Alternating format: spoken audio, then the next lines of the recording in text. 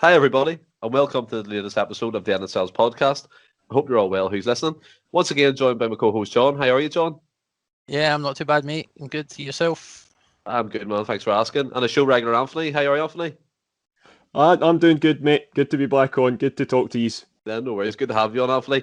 And we are delighted to welcome back James Forrest from the CelticBlog. How are you, James? I'm good, guys. Thanks very much for having me back on. No worries. It's a pleasure. Thanks for coming back on and agreeing to come back on as well. So we will crack on into the first topic, and that is just to take a wee jog back to the fan press conference. Obviously, at the end of Celts podcast, we were onlookers looking in, and we kind of give our opinion on podcasts gone by in terms of what we thought and the impression Ange Postecoglou and Dominic Mackay made on the Celtic support or the fan media that was in attendance. And one guy, James Forrest, was representing the CelticBlog. He was there. So if it come to yourself, James, what type of vibe did you get off Ange and Dom? And in terms of your questions, did they answer them well for you?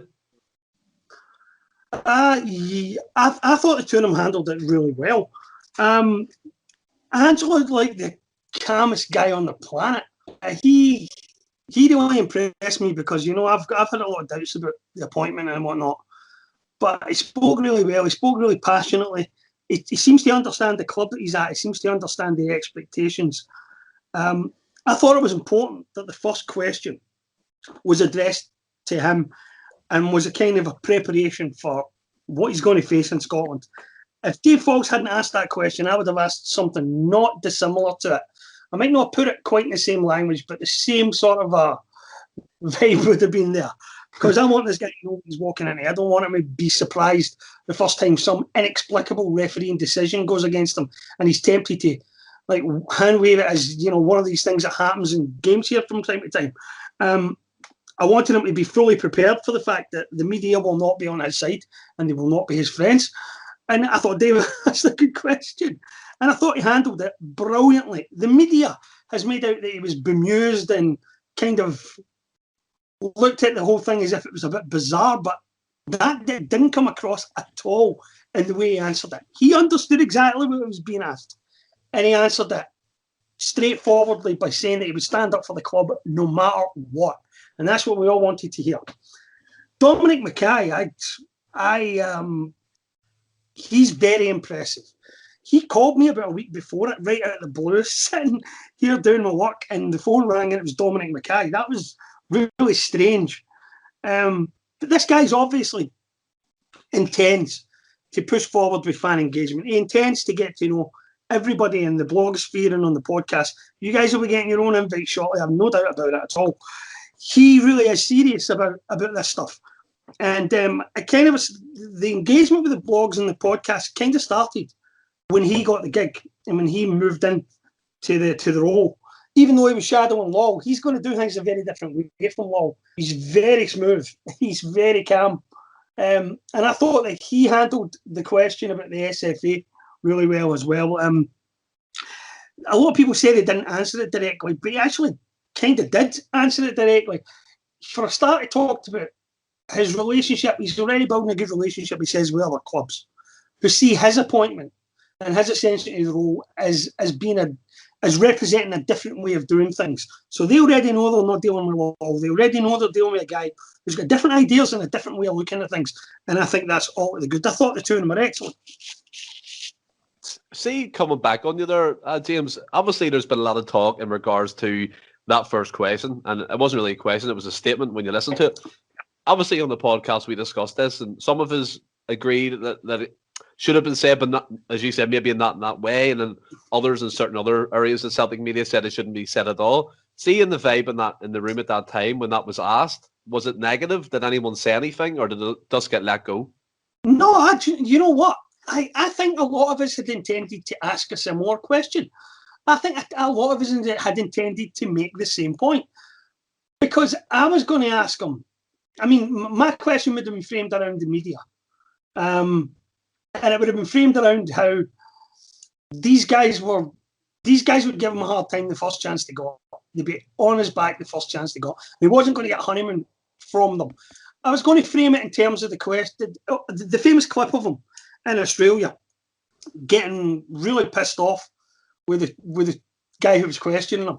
the press conference that he said set his career back a long time.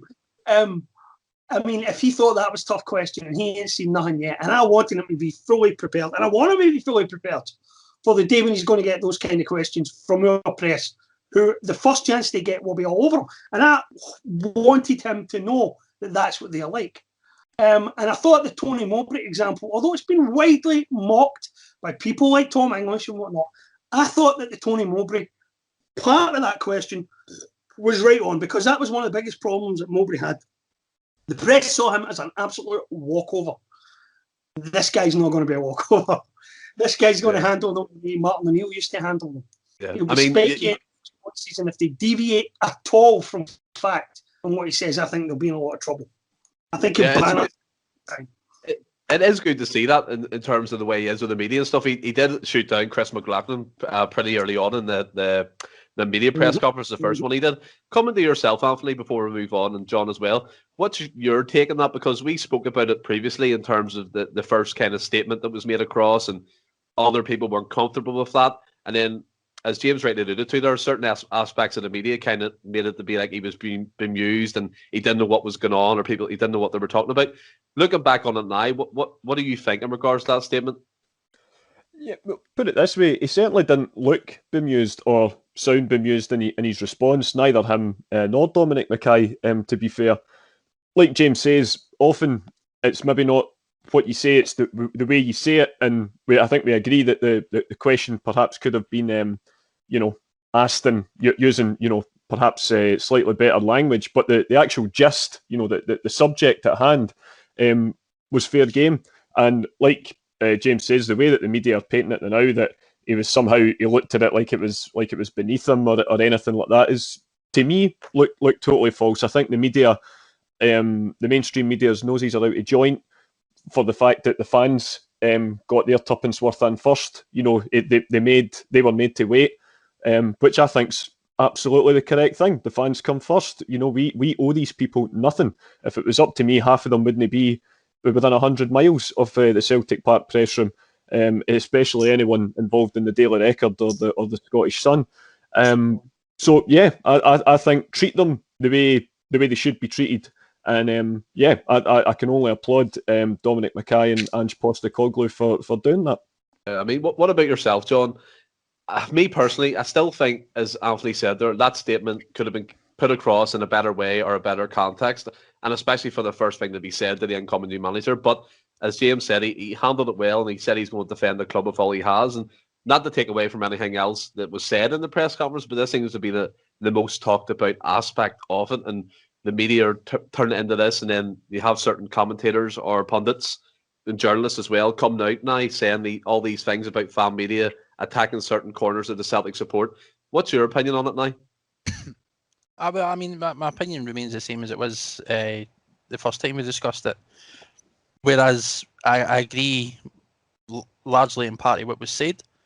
I don't think necessarily it was said in the right way, personally. But like James alluded to, you can bring these points up through engaging in a different manner, asking a particular question and framing it in a particular way. This guy didn't necessarily ask a question; he made a statement. And what's said is said. Listen, the guy was invited there. He was in his right to say whatever he needed to say or what he wanted to say, and it's done. The biggest thing, though, like you mentioned, is the mainstream media have obviously picked up on it and are using it as ammunition against the fan base. As they were like, I mean, you could see it coming. They do it all the time. It's no a secret, though, as James and as Anthony's alluded to. I wouldn't. Listen, you know my thoughts on these sort of print media and stuff like that, so I know I end up getting into a full-blown rant about it again, but I feel like Anthony put it perfectly. They're just disjointed at the fact that they came last and the fans were given a platform before them, and they were going to spin that in a negative way in any which way they could, and they used that particular statement as ammunition to base their articles and everything on. And as Anthony said, I wouldn't. There's certain parts of the media I wouldn't let anywhere near Celtic Park. But again, the option to put the fans first, I thought was incredible. It was a great move for Mackay. And as I mentioned before, I hope that kind of platform continues going forward throughout the season. Yeah, I think, as we said in the previous show, there is optimism around Celtic Football Club at the minute in terms of the direction they're going. And before we move on, James, go back to yourself. We discussed this. It came across, I mean, we didn't know that Dominic Mackay worked in Australia, lived in Japan, and he's been in vast amount of countries throughout the world, and he knew of Postecoglou. And the vibe we got, he did say it, that he was Postecoglou was Dominic Mackay's man. Did you get that vibe? Did you believe him when he said that? Well, I had a look at his career, and I don't know when he came across Postecoglou, because he's been at Scottish Rugby for quite a while. But I have no doubt whatsoever that he knows of the guy and he knows what he's talking about. You can tell just looking at these two guys and all the footage that you've seen that they get on great, that they have a lot of respect for each other. And that's really important. There have been some times when you've seen a Celtic manager, Peter Law, or the chairman sitting there, and you've not detected a whole lot of warmth, let's just say. No. Well, that's definitely not the case with these guys. These guys like each other and they respect each other. And that's really important to the club. Mackay could easily have passed this off as a decision that he had only a very limited role in, because obviously, although he's been in the building, Law was still on the job. And he could very easily have said that it was a board decision and we took it as a team or whatever it was. But he said it was his decision. And that is proper leadership. He has basically said, if this goes wrong, blame me. I'm the guy, the buck stops here.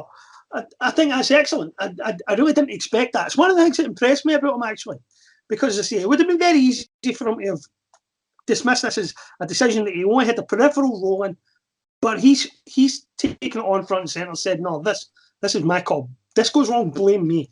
So I think that's excellent. Yeah, and I mean, thanks for giving your take on the fan media press conference. It's great to hear from inside the camp. Obviously, we weren't invited, but hopefully we get the invite soon, boys. And moving on, something that's coming thick and fast, as we said previously, is pre-season, and it starts on Wednesday, ironically, against Sheffield Wednesday.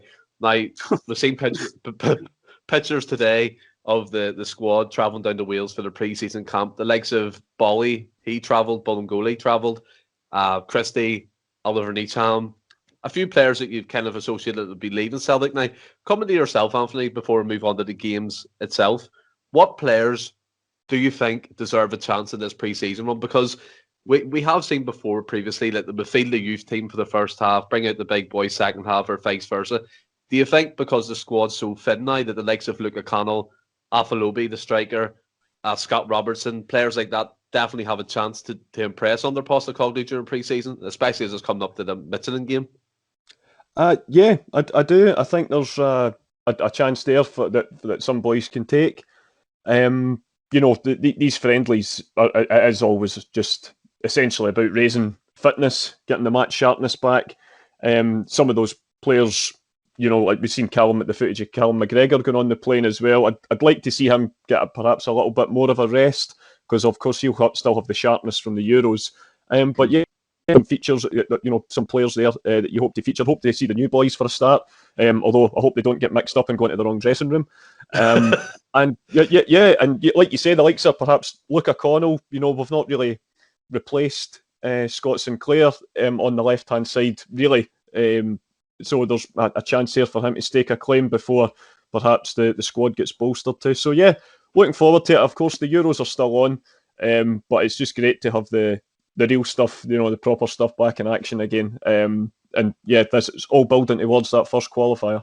I don't know about yourselves. Like I'm buzzing for pre-season for some reason. I think it's because it feels like it's been so long since there's been a bit of happiness around Celtic Park. And I can't wait to sit and watch the Sheffield Wednesday game, even though it's just pre-season. But coming to yourself, John, in terms of players now, I want to speak to you about one specific guy, and that's Bolingoli. We had a discussion about him before in terms of can he come in and be the Celtic left back after what happened, and then the events kind of kick-started the catastrophe of the season that Celtic had. But can you see a chance for him coming back into the fold? I'm at this point, given how sort of thin the squad is at the minute, and the fact that we've not got these replacements in place, then I mean, the fact that he's going down there for part of the pre-season tour doesn't surprise me.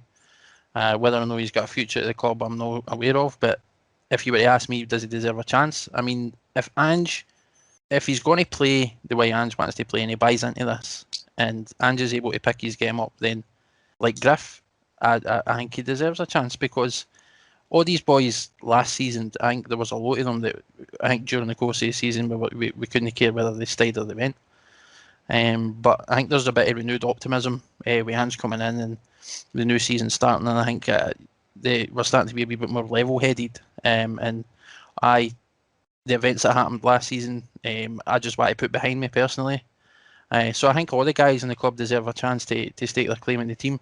If he pulls his weight and he performs well enough, then he deserves a start. If no, then let him go. Like, it remains to be seen. But as it stands at the minute, we're not in a position where we can just say he's not getting a chance because of what happened last year. Do you know what I mean? Yeah. So, and in regards to the other question about who I'd like to see and stuff like that, I definitely agree with Anthony. I'd like to see, say like Luke O'Connell get a chance. I want to see Mayor Dembele. I mean, I want to see Mary Sorrow. I fully expect that Ange is going to use this pre-season. There'll be heavy rotation through the games, and he'll be using as much time as possible, like Anthony says, to get the guys' mark sharpness back and to just see how they are in a competitive sort of environment and during the game. So I don't think there's going to be any settled one team, and I think everybody's going to get their chance to get a run out and to see what they can do. But I mean, it's fun in that we're starting to get back into the swing of things in pre-season, and I know we've got the European qualifiers coming up, so you want to try and gauge who his starting 11 is going to be, and as quickly as possible, because that needs to be sort of established so that we know, or so that Ange knows exactly the direction that we're heading in. But I think this is an opportunity, at least the first couple of games of pre-season, for all these guys to get a run out and show what they're capable of doing. So I fully expect to see everybody getting an opportunity. Yeah. What about yourself, James? Is there any particular players that you would like to see to get a chance? And in terms of the likes of Bolingoli, Christie, more so Bolingoli, would you welcome him back into the fold? As John said, you kind of want to leave the offence in the past. I absolutely agree. I mean, there are a lot of guys who we haven't, as far as I'm concerned, there's a lot of players we haven't yet seen as Celtic players. Bolingoli is certainly one of them. I thought there was a player there, maybe not a great left back, but certainly somebody who could play wide left. We haven't, as far as I'm concerned, we haven't seen Alvin Ayeti. He makes well not have showed up last season for all the opportunities that he got. We haven't seen Barkas as a goalkeeper. I'm looking forward to seeing these guys under a manager that actually believes in them and who they believe in turn. I think we'll see different players from these guys this year than we did last year. See, last year was characterised by a failure from the very top to the very bottom of the club. Everybody was failing at some point last year. Even a guy like Shane Duffy, who played in a league 10 times bigger than the SPL, came in and looked absolutely lost. And I can't fathom that at all. I can't fathom how there were so many failures. I would love to see how Ryan Christie does under this guy. We're not going to find out for very long, but I think it would be I think it would be like watching a different player compared to how he was last year. So I'm looking forward to seeing the guys who didn't really get an opportunity. I'm looking forward to seeing how the guys who underperformed last season perform under a manager who can set a team up for a start, who has a tactical system and sticks to it instead of chopping and changing every goddamn week where you never know what you're going to. I mean, what would we call it at one point? Selection roulette. I mean, that's exactly what it was like. You're 100% right. That one. I mean, Alvin Ayeti is the one I'm most looking forward to seeing, because I thought he looked in the first couple of games like he was really sharp and he was going to be really good in front of goal, and then he just fell out of the team. And obviously, there is a part of me who longs for Lee Griffiths to be back to even being a 20-goal a season striker. I mean, forget the 40 goals that he scored before Brendan showed up. I'll settle for him being able to do half that. If he does half that, then we've got a good player on our hands again, and he's been worth the 1 year deal. James, just to come back to that quickly, I mean, I've been very vocal about Lee Griffiths in terms of the deal. I still don't think he deserved it in terms of his availability for Celtic and stuff. Were you happy when Celtic took up that option? It's, that's a difficult question because I've been a Lee Griffiths fan from way before he was a Celtic player. And just after he signed for Celtic, I met him at a Celtic Park function and told him he was going to score 100 goals plus for the club. And he looked at me like I'd grown two heads. But I think he's on 120 odd now. And really, a guy with his ability should be on 200 or closing in on 200. And it's an absolute sin that he isn't. But he only has himself to blame for it. He's one of these guys that he's one of these players who has become a professional footballer because he's good at football. Right? That's going to sound stupid, right? But he's become a professional footballer. You and I know, right, that there are people with a fraction of Griffiths' ability who've went further in the game and climbed higher because they're hard workers and they understand the discipline that's involved to be a professional footballer, and they've devoted their lives and their careers to it. And he doesn't strike me as being one of the people. He's got by on ability, but as Rodgers said to him repeatedly, that's not enough. You have to apply yourself if you're going to make it to 33, 34, 35 in this game. And and look back on your career with some satisfaction and playing World Cups and stuff. And he hasn't done that. He hasn't devoted himself to the job the same as he should have. I mean, I remember an interview that Kieran Tierney gave about 2 years before he left Celtic Park, and it was the moment I knew that he would leave Celtic Park, where he talked about being a footballer is my job. It's what I do for a living, and I want to be as good at it as I can be. And I thought, he's got it. He's switched on. That's why he's super fit. That's why he can run for 90 minutes every single week. Treated it as a job. He treated it as this is my profession, this is my career, and I want to advance as much as I can. And Griffiths has never treated it as seriously as that. So in a sense, he's very, very, very lucky to get another year at Celtic. But it's what he does with it now that matters. And he's certainly capable of doing the best of it. I think that's a brilliant point in terms of you said there's players of half his ability kind of go on and be superstars in the game. Mainly because Lee Griffiths, as you said, doesn't apply himself. Is that what was it? Rodgers just say the 24/7 athlete, wasn't it? That was his favorite phrase when he came into training. But coming to yourself, Anthony, just quickly, this is what he asked the boys there in terms of ball and goalie. Would you like to see what he can give in the Celtic shirt game, or are you of the opinion that he should just go after what happened last season?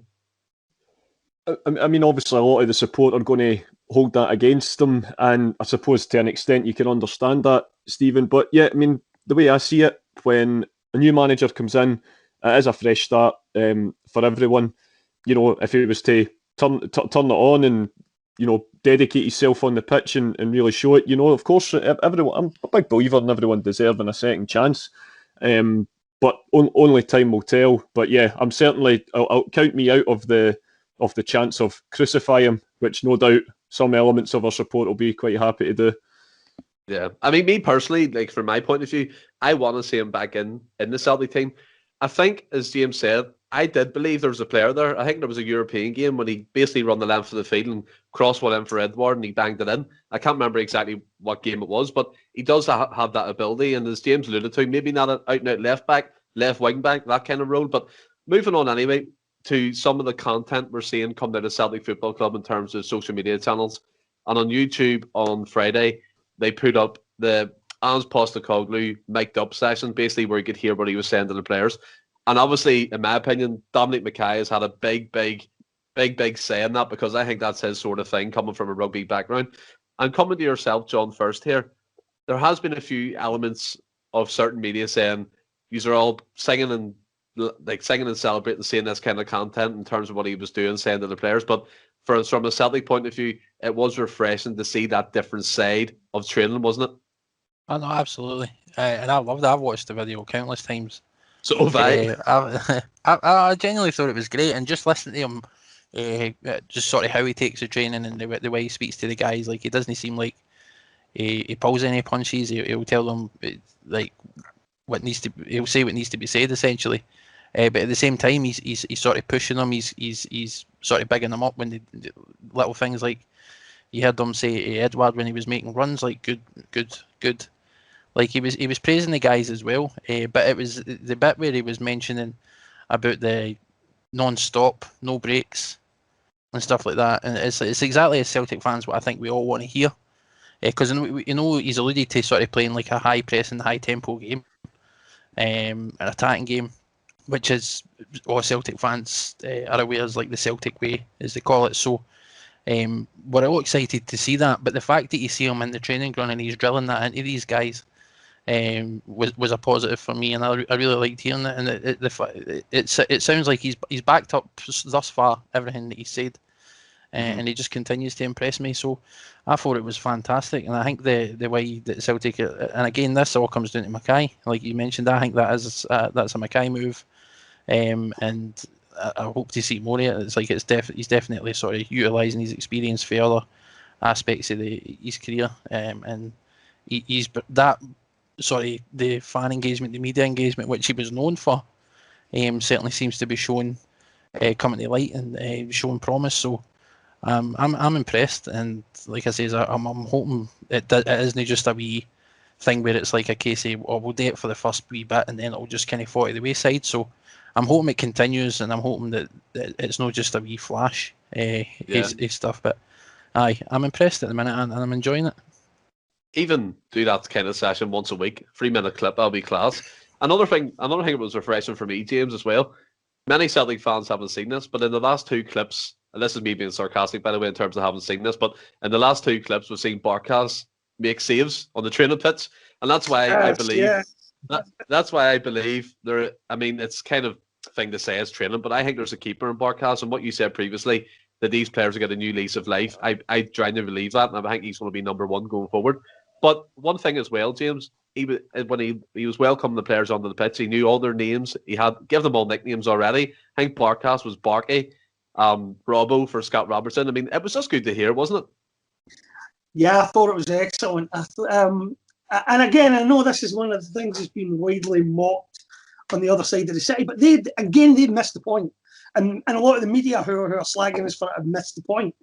There were things of substance that got said during those training sessions, which have been completely overlooked by the other lot and by the mainstream press.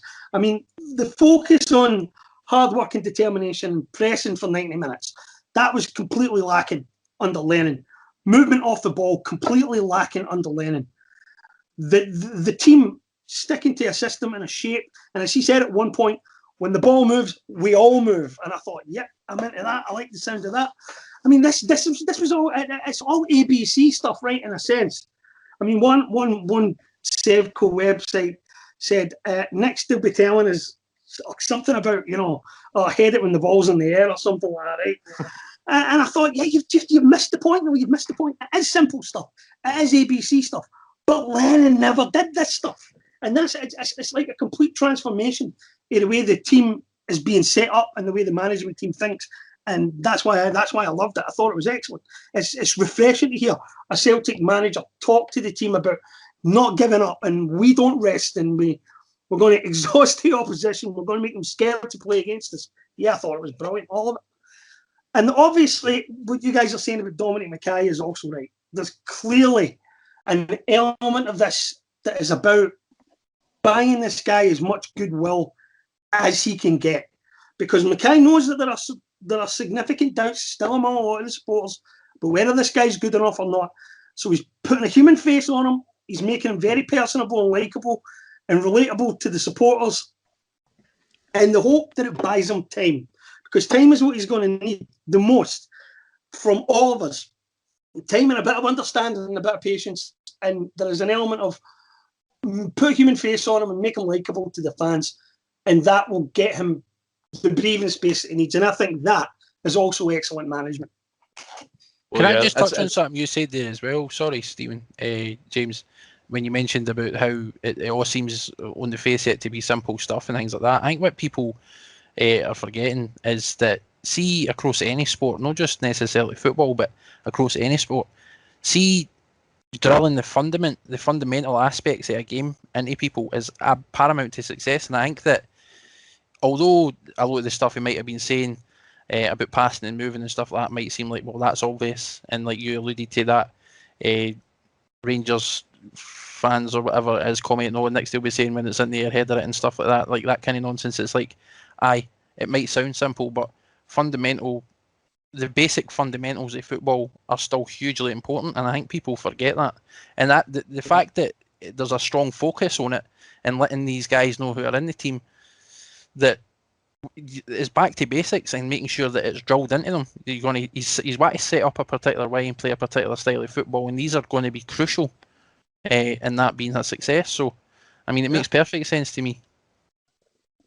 Yeah, I mean, there is a saying, like, correct me if I'm wrong here, this is my belief of it, it's like, football is a simple game complicated by idiots, and that came across in the training that Postecoglou was doing. As you both rightly said there, it looks simple enough on the basics of side of things, but as James said, that wasn't drilled into the players last season. The players kind of were coached, if you turn up, you win, and that's not the way that Celtic can move forward. And I think it was refreshing to see, Anthony, in terms of the way it was laid out. As I said there to James, he knew everyone's name. He was giving everyone encouragement. I think he was seeing one of his first clips and all. He was shouting at the players, not like one of his first training sessions that ever got up. The camera picked it up, and I was sick to the back teeth of last season of seeing the same training video of them getting out of these big, massive stick things.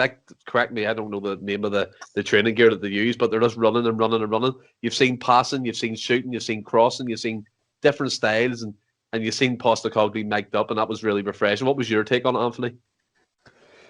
Yeah, pretty much just exactly what the boys are saying there, Stephen. I was impressed with it. Like you say, it's all about a lot of things with football and sport these days. It is all about the PR job, and James is spot on. I think Dominic Mackay realises that, time is against us, and a lot of the wider sections are people that follow Scottish sport, and especially follow the mainstream media, are against them as well. And there is still quite a significant number of the fan base that need to be won round as well. So I think things like the mic'd up training sessions can only be a good thing. And but in terms of the content itself, I really liked it. It was some of his statements. It was sort of very, very confident without being arrogant, which is always, he's walking the fine line, but I think he's walking it very well at the minute. Yeah, I mean, on Saturday there during the weekend, I watched about an hour of this Postecoglou's story, and I don't know if you've seen it, but it's like The Age of Ange or something like that. It's like a documentary on YouTube, and it shows you a clip of him in the Australia dressing room, and he says the exact same thing about don't let them rest, and if they're tired, we take advantage of it. And it just shows you that the person he is, he's got a philosophy he sticks by. He doesn't dwell. He wants the players to buy into what he's doing. And if they don't buy into it, they'll be shipped out. Which brings me on to the next kind of segment, and that's transfer rumours. Yes, the word rumours is cropping up again. It's what we live by. We have to just talk about it anyway. And we've seen the likes of Aaron Moy being pictured in a Sydney airport, apparently UK bound. Aaron Hickey, apparently Celtic have lodged a bid of €3.5 million. Fiskovic, that's kind of gone quiet. I don't know where we're standing on that. And Kenneth Powell, a versatile left back or right back, plays in the Dutch league. And also, more recently, in the last 48 hours, Kevin Nisbet of Hibs for around £3 million. Now, coming to yourself, James, first. In terms of the players so far that we're linked with, is there any particular player that you would definitely like to see come in? Or is there players there that you think, I wouldn't touch them with a bar's pole? Well, I hope we get the Croatian central defender, Vukovic. I hope that comes off. The name that was on the radar and has dropped off the radar is Charlie Wick from Sunderland. Now I thought that was an unadventurous and quite an atrocious target until I actually looked the guy up and started looking at his videos and stuff from last season. He scored over 30 goals last season. Most of them were in the 6-yard box. A lot of them were in the air. So he's physically strong. He's a penalty box player. And when you actually look at how we've been playing for the last couple of seasons, all those, I mean, I've hated watching it because it's been pointless crosses into the penalty box for a player who isn't there. Well, he was obviously scouted with that system in mind. And when you actually look at the videos, he would have been a great asset to a team that played that way. He would have scored a barrel of goals in Scotland, I've no doubt about it at all. So that was actually one of the best bits of scouting that we must have done last year. Because whoever picked him and put him on the shortlist knew what they were doing. And I don't know if the silence is because Ange is going to play a different way and he doesn't see a place for this guy in his team. But again, that is excellent because Ange knows exactly the type of player he's looking for. And he's not going to just accept what the board suggests for him. Right. So, in one sense, I would like to see Wick sign now. And if Ange signs him, I'll be very happy. But if Ange doesn't sign him, I'll also be very happy because obviously the manager's looked at the system he intends to play and thought, this guy's not going to fit that. Because he is a very specific type of player. Obviously, Kevin Nisbet's an entirely different type of player. But I like him a lot because he's done one of the most difficult things I think in football to do. He's progressed in a way that's visible. I mean, I think he was in Scottish Division 1 3 years ago, and he scored a lot of goals there, and then got his move to the Championship where he scored a lot of goals. Then he got his move to the SPL where he scored goals, and now he's a full international in the space of like 4 years. I mean, that's exceptional. That's a football player. There's no question that he's got the talent to play at the level of Celtic and beyond. There's no question about that. I think that the really significant one could be the guy we're talking about, Moy, if that's how you pronounce his name. He is 30. He has EPL experience. He has been playing in China, I think, and he's probably a huge sum of money. This is a deal that Celtic, under law, would never have sanctioned in a million years. In a million years, a 30-year-old from the EPL and a former EPL player at 30. Law would never have sanctioned a deal like that. And if we sign him, that will be the best evidence we're going to get that Ange has got his own ideas and is in total control of all first-team affairs and is going to put a stamp on the team. And that'll be a really interesting sign.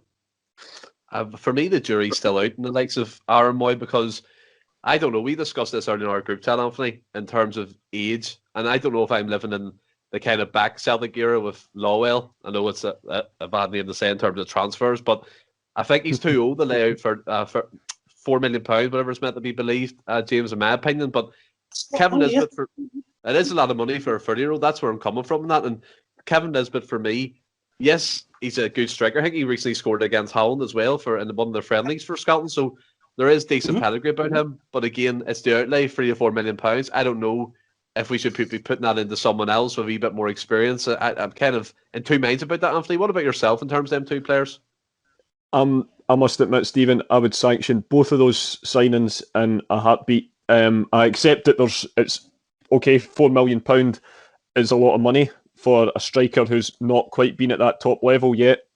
But I'm going to use the Scott Brown example here, but that's roughly what we paid for Scott Brown at that age, and we got that investment back tenfold, maybe even more than that.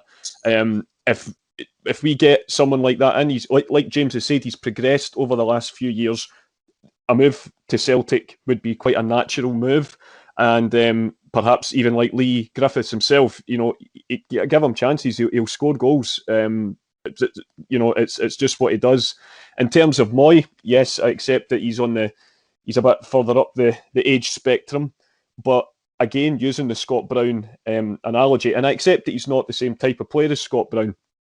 He is a little bit more creative, but we have and I do accept that it is still one of the areas within the team that is still pretty well stacked in terms of Callum McGregor, David Turnbull, etc., Sorrow as well. However, we have just got a massive void now in the middle of that park with the departure of Scott Brown. There is no... I mean, Scott Brown's 36, I think. Although he couldn't have done it week in, week out, there is no suggestion that Scott Brown, if he had decided to, could not have played a part of some level this season in the middle of the park for Celtic. So, you take 6 years off that, if, depending on whether or not this guy's got the same attitude to his fitness as what Scott Brown did, then 30-year-old these days in football is still relatively young. And I think, I think he's worked with Ange Postecoglou before. And, it's pretty natural for new managers coming in to sign one or two players that they absolutely 100% trust. With Martin, it was Neil Lennon, who I think was also about 29-30 when we signed him for £6 million. Obviously, Gordon Strachan had the likes of, I accept Paul Telford didn't cost £4 million, but he was a trusted sort of lieutenant, so to speak. Brendan obviously brought in Scott Sinclair and Colo Torre, who obviously didn't cost any money as a fee, but I would have imagined that Colo Torre would have been on big wages. So that there is a place in the squad, there is a gap in the sort of market of our team for these types of signings. And like I said on Friday night, if we get this guy and he does the business, we are straight into the Champions League next year, where that investment will be recouped many times over. And so, yep, I think if Ange Postecoglou sees that this is an area of the team that he wants to strengthen, and that the money's there, and I think the money is there because, you know, as Dominic Mackay pointed out, we have by far and away the largest season ticket base again. It's not quite sold out yet, but it's on that way.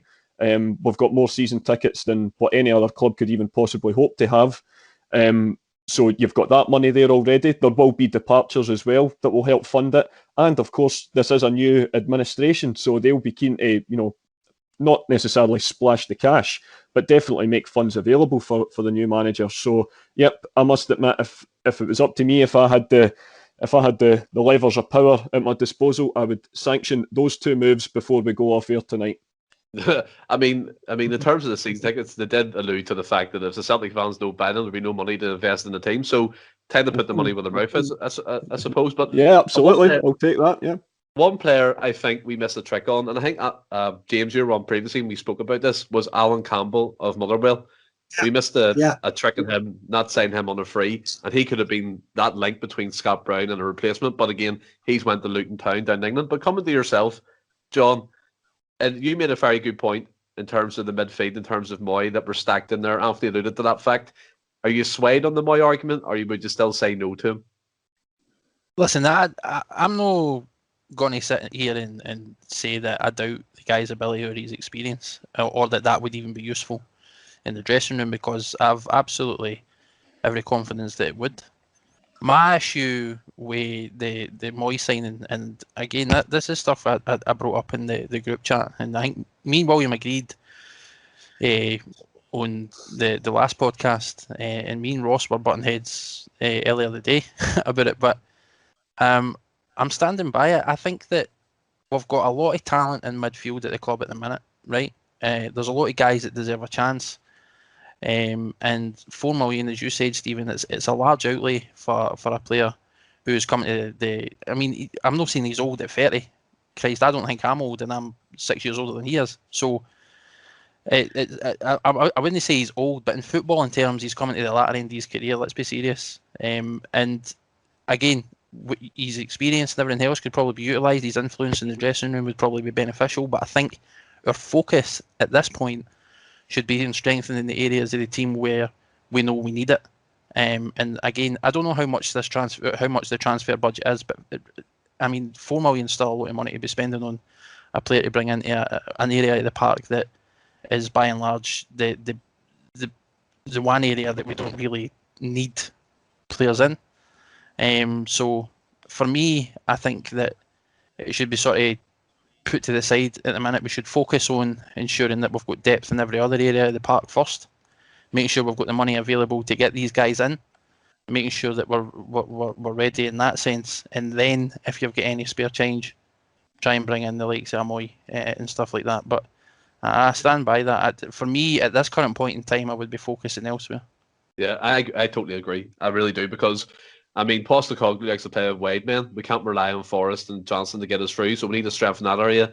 The centre back area, I know we're bringing in Urigidi, and then we're bringing Liam Shaw from both Sheffield Wednesday. Shaw's another one we've just brought in that sort of area of the park as well. And like I said, we've got plenty of guys in the team at the minute in that area. We've got young guys who deserve a chance, and hopefully will get the chance to show that they deserve to play first team football and going forward. And but again, it comes back to we've talked about this for the start, about the size of the rebuild. You're potentially as well, when you look at the reports of players potentially getting out, and these are guys that are going to need to be replaced.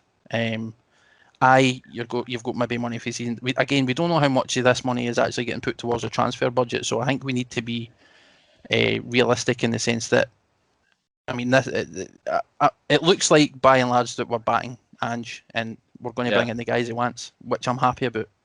And just coming to all three as quickly before we move on, what about Aaron Hickey? James, would he interest you? Well, no move will sum up the utter lunacy of the last few years more than it would be summed up if we spent £4.5 million on a player who we could have had last season for not even half of that, but who some bean counter at the club decided wasn't worth £1.5 million.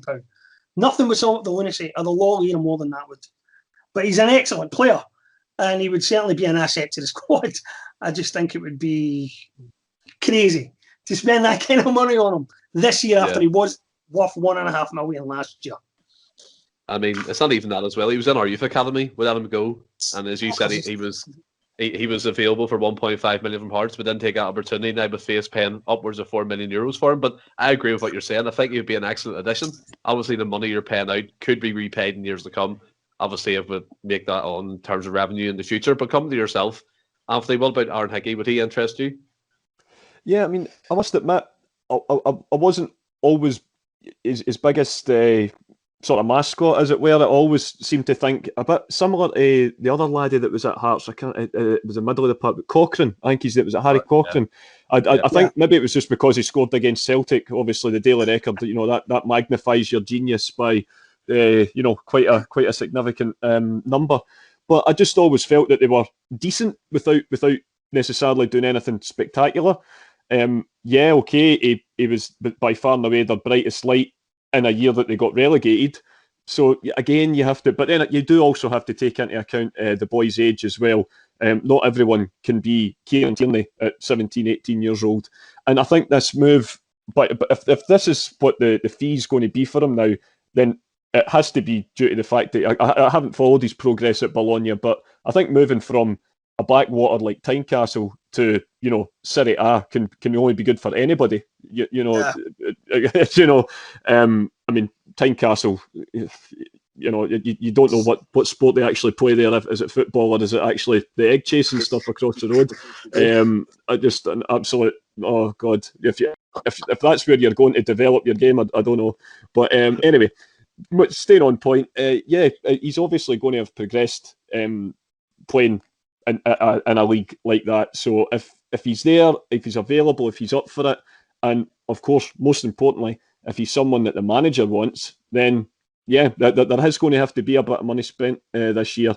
And as I say, you're getting someone who knows the Scottish game as well. So that's always a plus point. You triggered yourself there, Anthony, by mentioning Tynecastle. That must be your trigger word. Oh man, it's like you know the Marvel superhero Bucky. When he gets the key words and it kind of sets him off. In Civil War, I'm a bit like that. Tynecastle, man. Oh, just horrible place. What about yourself, John? Aaron Hickey.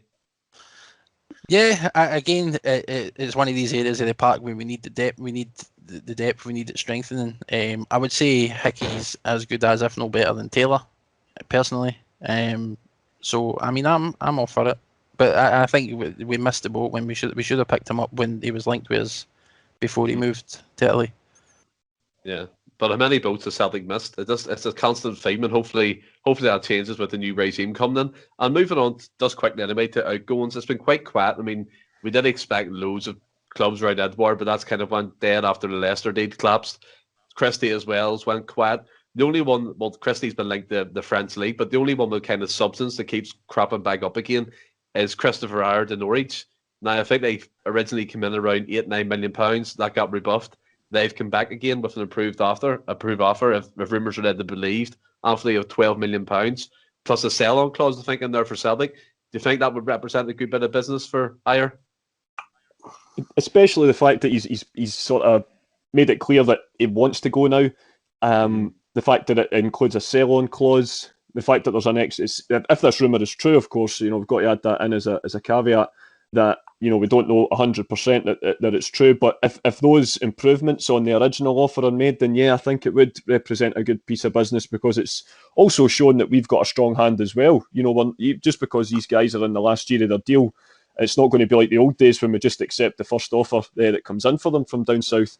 So, a couple extra million in the kitty.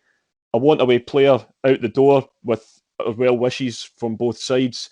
And yeah, I've no doubt that he would go down there and his value would increase.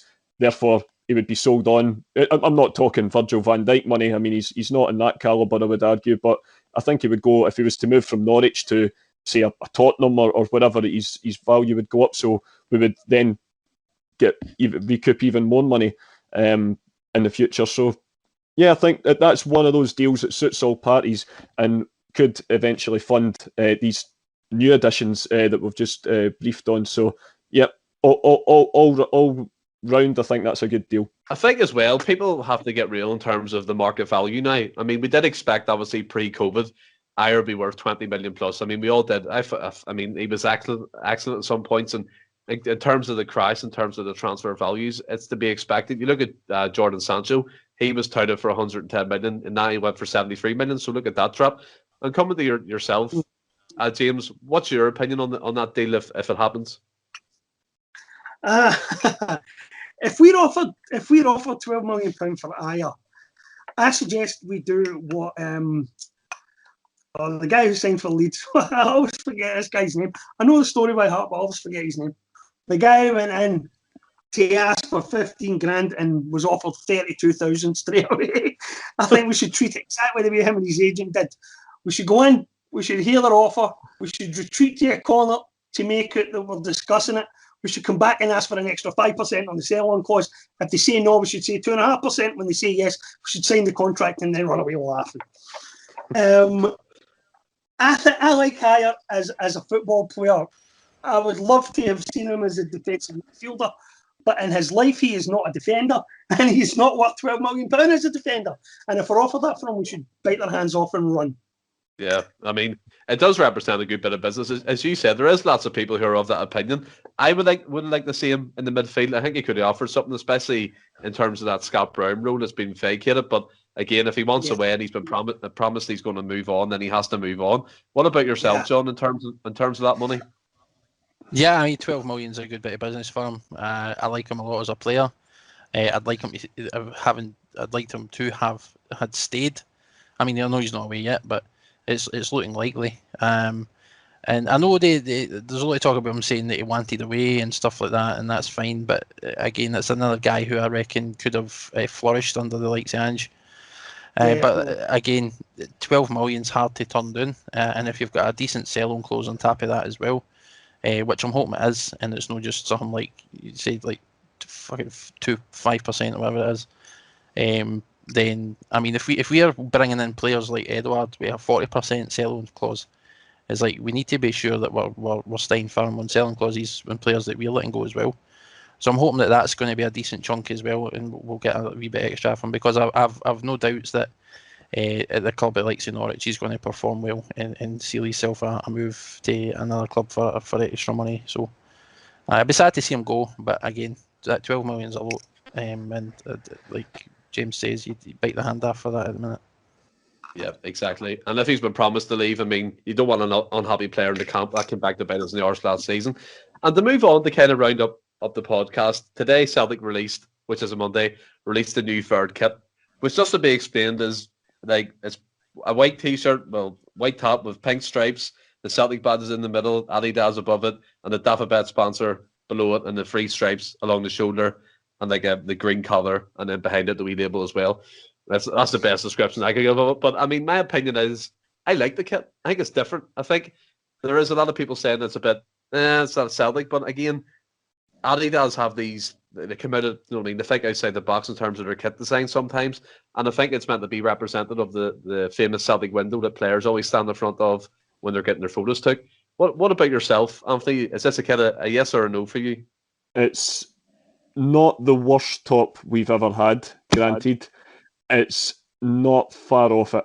I think it looks dreadful. It is absolutely dreadful. There is not one nice redeeming feature about it. I really don't. I think the collar's awful. The badge is in the middle for a start, which is usually an automatic no-no for me. Listen, I'm an inclusive guy. I'm a progressive guy, but I am sick to the back teeth is putting pink on football strips and try to pass it off for giving it. Oh, remember a couple of years ago it was because the ticket stub in Lisbon was pink, and then a couple of years ago we had that awful New Balance number with a pink chevron. Oh, we're going to raise money for breast cancer. That's brilliant. I'll donate to breast cancer. Don't have my team running about and one of the most ridiculous looking kits I've ever seen. Stop putting pink on football strips. It's awful. It is wrong. It is like I said. In fact, do you know what? I'm going to say it is the worst kit I've ever seen, just because it's really wound me up. Adidas are out with Nike. They're certainly the biggest sports brand in Europe for football team. They sponsor Manchester United, Real Madrid, Bayern Munich, us. The proper big boys. We are not a hard club, I would argue, to come up with smart designs for. Green, white, gold, black. Maybe the odd. That's our kind of primary base. And there are a million different, these sort of concept kits that do the rounds usually about a month before the real ones, and they all look fantastic. And you just think, surely somebody at Adidas can just have a look at some of these things and maybe improve on it a little bit. But what we've essentially got is the Scotland top from 2002 just jazzed about a bit. It's honestly, man, it's awful. My only saving grace is because it's primarily white, we won't wear it that often. Because we never do when it's the white kits. And this time next year, it'll be obsolete and in the history books. But I cannot sum up how much I don't like it. The pink on a football strip should be against the law. I guarantee you one thing, Anthony. Well, this kid anyway. It's going to be in years to come, and don't have one of them retro football stands or in the shelves, and people are going to want it. People are going to want it. I do believe, I can't be in a party of one here. I believe it's an out of the box kit. Yes, granted, it's not the Celtic style, but again, it's nice. Obviously, the sponsors have a lot to do with it in terms of design and things like that. And it's meant to be based on that famous tainted window with the pink on it at Celtic Park. And James, coming to yourself, I quite like the goalkeeper tab as well. And John put that into the chat. I like the short sleeve version of it. I don't know what you guys are thinking, but what's your opinion on the kit, James? Well, I don't think I've ever bought a Celtic film kit in my entire life, and this is the one that's going to take money, I've got to say.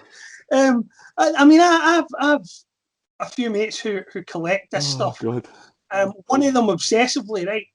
And I'll say a big hello to Mr. Craig McGee and Mr. Matthew Mark, because I know those guys love their retro kits. I don't know if any of them would buy it either. I mean, it's possible that Matthew will buy it in some eBay sale in 10 years' time to complete his collection or something, but I don't know. It's not something I would buy. But then, as I say, I never buy third kits anyway. The one thing that we do know about it is because it's made by an actual sportswear manufacturer with a reputation. Labels aren't going to fall off, letters aren't going to fall off, and you're not going to find out that it was a school uniform with a fancy badge ironed on it either. So there is that. Go ahead, John. You give me it. What do you think of it? Mate, it is absolutely stinking. No chance. I hate it. I firmly stand with Anthony here. It is honestly, it's hideous in every way, and I don't think the colours they don't complement each other. I'm not why to hang me, but I've got a bit of a graphic design background, right, and I kind of understand colour pairings and stuff like that. And pink, green, and white is a no-go in any It doesn't matter. I think the only team that get away with wearing pink is Palermo? Is it Palermo? Aye, Palermo. Who have got a pink kit, but it's all pink, and they've had it for years, and I think people are accustomed to seeing it. But outside that, there should be no place, and at Celtic especially for it, because there's no justifiable reason to include it. And I said this in the group chat as well, Anthony. You agreed with me, and you made a perfect point. They try to link it to the 67 ticket stub, and then the breast cancer thing, which, although a great gesture, still a stinking looking top. And then this one as well, a pink, think about it. It's just a pink pinstripe, and now they're tying it to a stained glass window. This isn't thinking outside the box, Stephen. That just, I don't know what the mindset is in this obsession with including pink and everything in recent years. But I hate it. I really do hate it. And I mean, like you mentioned, Adidas have made some cracking looking tops, and we've just seen in the Euros. Look at Germany's all black number. Simple, really eye catching. It looks incredible. I love it. Like everything about it. They're just all blacked out, and a similar Celtic top. And I think we talked about this in the group chat as well. I can't remember if it was yourself, Anthony, or William, or somebody mentioned it. But imagine a Celtic third top like that, or a away top like that, with a tricolour strip just ribbon around the arms or the collar. Phenomenal, simple. I don't know who it is that Adidas is coming up with the concepts, but somebody at Celtic is obviously green lighting them, and they need to be let go, because it honestly, I've nothing positive to say about it at all. And anybody that does like it is colourblind.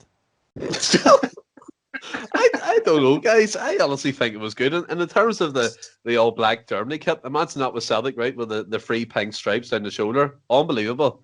That would be Celtic. But I mean, I think it's an alright kit. I don't see any big issue with it. Obviously, they're not going to wear it all the time, and I'm probably going to be slagged or for all these comments about the kit. I mean, it's just. Well, Stephen, you better buy it, and I better see you wearing it. I'll be over the scalp with it on. Stand by this, Clean. Aye, 100%. You actually buy it and wear it.